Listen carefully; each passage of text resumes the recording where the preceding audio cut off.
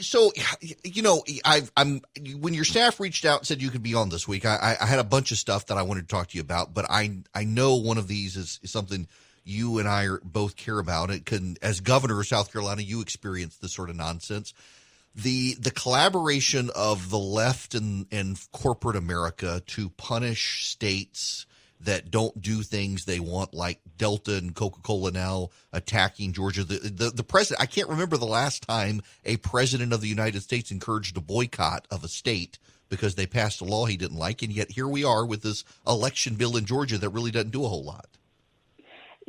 This is really infuriating, Eric. If you think back to when I was governor of South Carolina, I pushed for voter ID and was absolutely vilified. They said that I was trying to keep people from voting and that minorities wouldn't be able to get a picture ID, and they gave all these excuses. And I said then, and I say now, if you have to show a photo ID to get on an airplane, if you have to show photo ID to buy Sudafed, you should have to show a picture ID to protect the integrity of the voting process.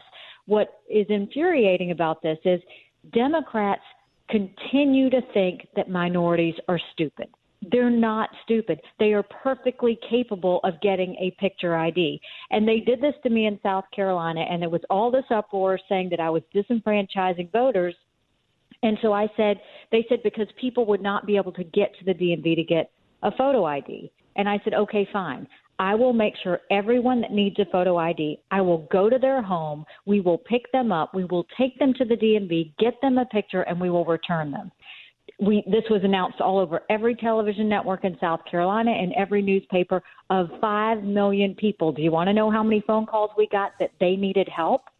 25. Wow. 25. And the thing is, Democrats want to think that minorities can't do for themselves, that we need to make sure we protect them from themselves. Minorities are smarter than that. They want to protect the integrity of their vote. They want to make sure that when they vote, no one else is stealing their ID, that it is, them as getting credit for that vote. So don't imply that they can't, that they're being disenfranchised. They deserve the right to vote and be able to show a picture ID to do that. And then you go, secondly, and they're making up all of these lies saying that, you can't get food and water. That's ludicrous. You can't have someone come up to you within a certain number of feet of the voting process. I've been in multiple elections. You do this to protect the integrity of the voting process.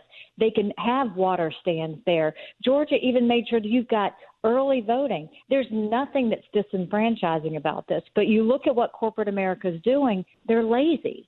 They're lazy. Coke and Delta had every opportunity to complain about this prior to the law passing. The reason they're bringing it up now is because they're getting complaints and they're too lazy to say there's nothing wrong with this bill. So it's just easier for them to go and criticize it because they don't want to get canceled. Yeah. So, I would really like your thoughts on this aspect of it, because I'm not a person who advocates a lot of boycotts. I shop where I want to shop. I don't shop where I don't want to shop. I don't make a big deal about it. And now we've got progressive groups. I don't know if you've heard about this, when there's an app you can get in the app stores that you can put on your phone. And if you're a progressive shopping at the grocery store, you can scan the UPC labels and see if this company has given to conservative causes. So you don't have to buy their product. And they want to boycott Delta and Coca-Cola. And the Fortune 500 seems to be deeply afraid of getting boycotted. And as a result, they've moved decisively to the left culturally out of fear, it seems like. And there are a lot of conservatives, and their attitude is, well, we got to punch back and we've got to boycott and we've got to behave just like them. And I'm not sure that's the answer, but I'm struggling to come up with an alternative. It's not the answer, but this is going to backfire. The cancel culture is going to reach a point where suddenly this is going to completely and totally backfire. I was shocked, honestly, yesterday when you've got Laura Trump, who has a interview with the president, right, that she goes to put out on Facebook and Instagram, and they literally ban you from seeing the former president of the United States. Now, I don't care what anyone thinks about him. The idea that big tech thinks they can get away with that, the idea that they'll cancel Dr. Seuss books, the idea that they're continuing to do all this, at some point it's going to break. So conservatives don't need to stoop to that level. We need to continue to do what's right. We need to continue to stay above the fray, but we need to continue to call it out every time we see it. That's the key, is be loud about it. Don't be lazy. Be loud and make sure you do something about it. And I think that, the idea that the Democrats think that they have this massive push to cancel everything, you just wait until 2022. Because in 2022, we are going to win the House back. We're going to win the Senate back. We're going to win gubernatorial races back. And then they're going to be sitting there crying that life is unfair. And so, no, they're pushing themselves in a corner. You look at, in the first 100 days of Biden, he's already looking at spending over $4 trillion. He's looking at raising taxes. He's looking at killing Keystone Pipeline. He's been humiliated. His team's been humiliated by China. He's been challenged to a debate by Putin. He's now watched China and Iran get this massive deal together that's going to make the entire world less safe. North Korea is testing ballistic missiles. This is a disaster. So, yes, it is a disaster. And in fact, let me pivot away from the question I wanted to ask you to this one. I had on, I think you've met her before, my friend Victoria Coates. She was a deputy national security advisor for the president. And she was on in the last hour. And we were talking about, it was really amazing that a gust of wind could turn a tanker and tie up the global supply chain in the Suez Canal. And now you've got Iran and China collaborating together. The Biden administration essentially telling Saudi Arabia, lay off the Yemen terror groups so we can drive up the price of oil when they bomb your refineries. There have got to be a lot of people rubbing their hands together thinking we can tie up the Suez Canal without a gust of wind and screw up the entire Western economic system. I mean, this is really scary. I mean, when I look at the situation with China, I am a huge advocate for boycotting the Chinese Olympics because I know how they think. And the last time they hosted the Olympics, they were basically trying to show that they were coming into their own. This next Olympics is them really trying to show the world that they are now the new superpower of the world. And so when you look at kind of all the steps they've taken, the fact that no one has pointed the finger at China on COVID and said, how can this happen, and let's punish them for it. The idea that China has now made friends done a deal with Russia. They've done a deal with Iran. They're doing a deal with North Korea.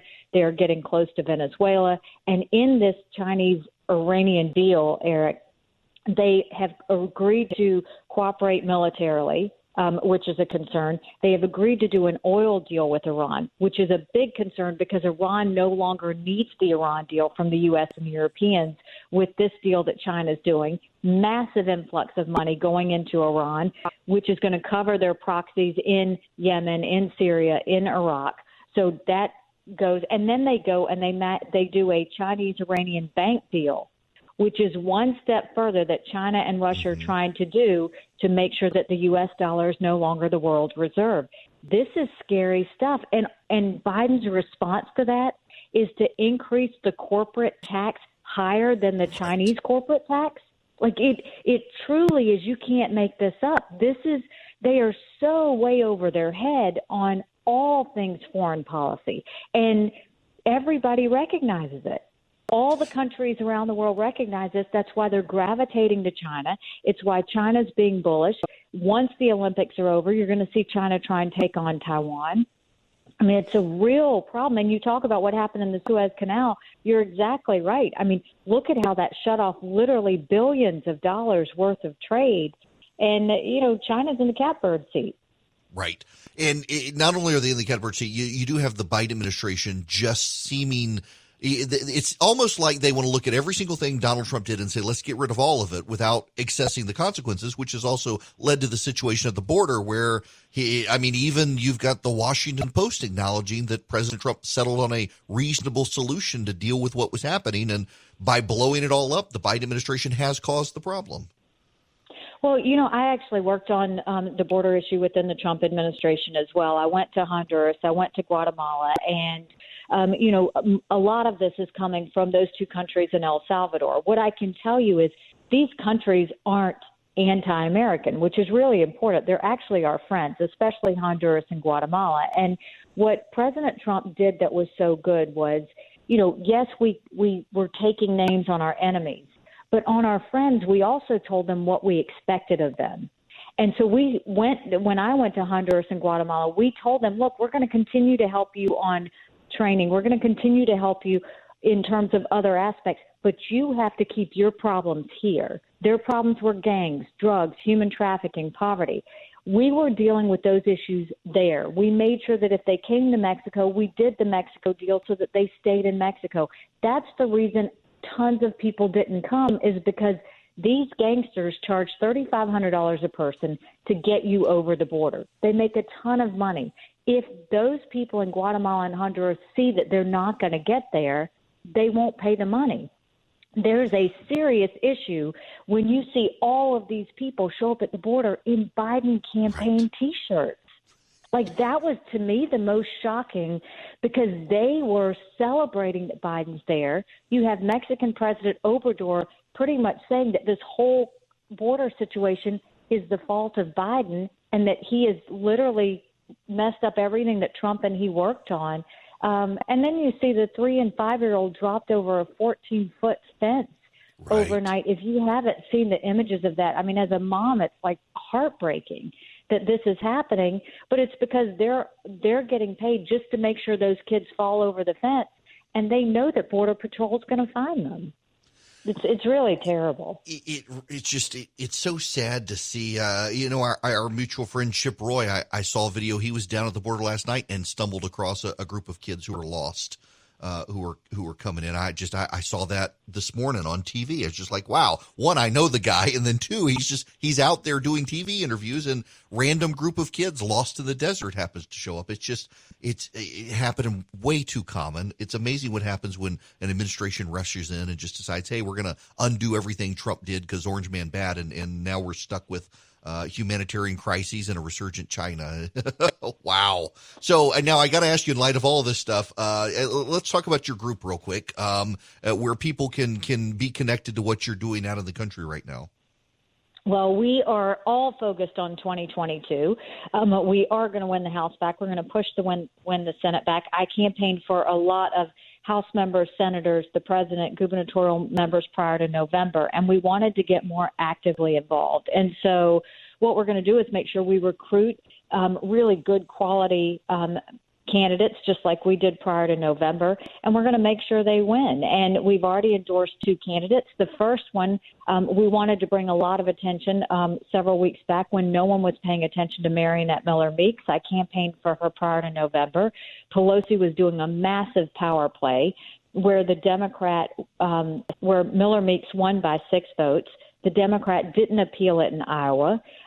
Basically, a bipartisan commission certified the votes, and yet that Democrat went to Pelosi and asked her to stop it. Pelosi almost did, and she got pushback from some of her Democrats. Great win yesterday when the Democrat brought those charges down. So that was our first endorsement. The second was Julia Letlow. She won the special election seat in Louisiana and is going to be a fantastic member. Is. Her husband is the one that died of COVID right before getting sworn in, and she's a superstar. Super excited about her. And so we're going to do that, but we're also going to work on expanding our tent. We're going to look at bringing in terms of into the Republican Party, Hispanics, the Jewish community, the Asian community. I know because I did this in South Carolina. We have to reach out to them. We have to have conversations with them, because when we do, they see we have so much more in common than not. And that no one's doing that. And it's really important. So we're doing a lot of different fronts. For anybody that's interested in supporting, go to standforamericapac.com. It's really great things. We're super excited. And look, we're going to win in 2022. The only thing worse than 2 years of Biden is 4 years of Biden. And we're going to make sure that we have a stopgap along the way. Amen. Listen, it's always good to talk to you. Thank you for stopping by. No, take care, my friend. Great to see you and great to talk to you. Take care.